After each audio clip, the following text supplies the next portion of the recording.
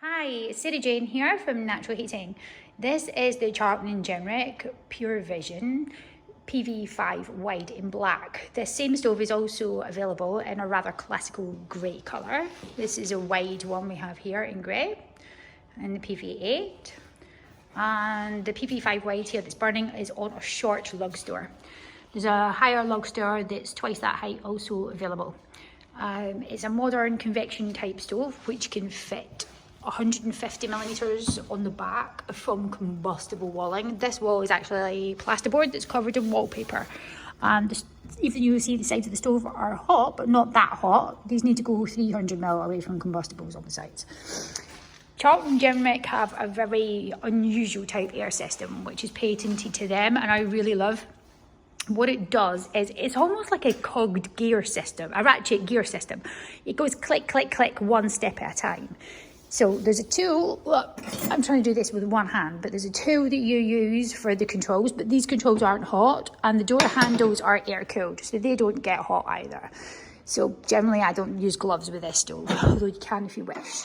So you can move this with your fingers, but it's easier with the actual tool, which doubles as for your ash pan removal. And basically we turn it up and down from here. So fully open, you see we've got a nice good flame. And if I'm trying to hold this further away where I can, there we go. If I click this down one step at a time, you'll see the flame reduce. It takes 2 or 3 seconds to burn the air off in the firebox because it's a big fire, and you'll see it slow right down. There we go. Now this is a multi-fuel. When you control from the left hand side to the middle, that's on wood setting with the top air down. But when you control from the right hand side to the middle, that is for solid fuel, where the air comes from the bottom up. So if you watch the flames change, the flames are currently coming from the bottom up for coal, and if I move it the other way, they're now coming top down for wood. Now the other thing that PureVision has that's fairly unique to them is a drop-down internal baffle system.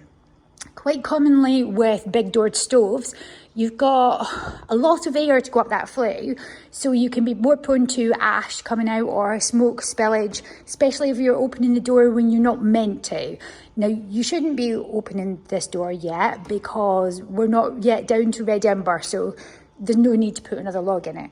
But to show you what's going to happen is, if you look at the top and the inside, you'll see there's a flap that's going to drop down. And what it does, I'll show you in a cold one in a second, but what it does is it sucks any ash in and sparks, as you see, up the chimney to help prevent smoke spillage, even though it's a great big door. I'll show you that better in a cold one, but it's a superb system and makes a massive difference to how nice it is to use. So here's a slimline version of the same stove that's burning. Now what we're looking at is this plate here at the top, and you will see that as I open the door, this plate actually drops down, so it moves up and down.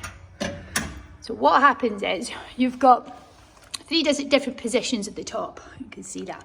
We've got auto, we've got ignition, and we've got closed. Now when it's in auto, this will go up and down as you open the door. So you shut the door and it goes up, and you open it and it comes down to suck any extra smoke away.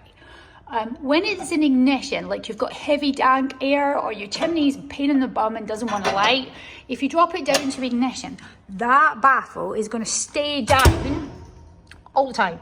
So you can leave the unit burning for 10-15 minutes, whatever, when you first get it lit, to get your chimney heated up faster to give you an improved draw. And then we flick it back to automatic, which will make it go back up and down again. It's actually a really simple system.